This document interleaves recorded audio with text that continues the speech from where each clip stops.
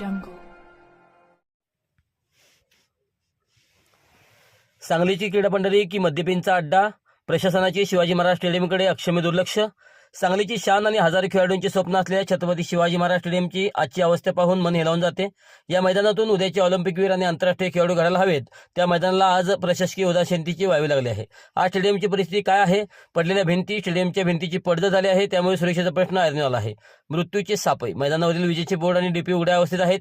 सराव करणाऱ्या लहान मुलांचा किंवा खेळाडूंचा चुकून जरी स्पर्श झाला तर या भीषण दुर्घटनेला जबाबदार कोण?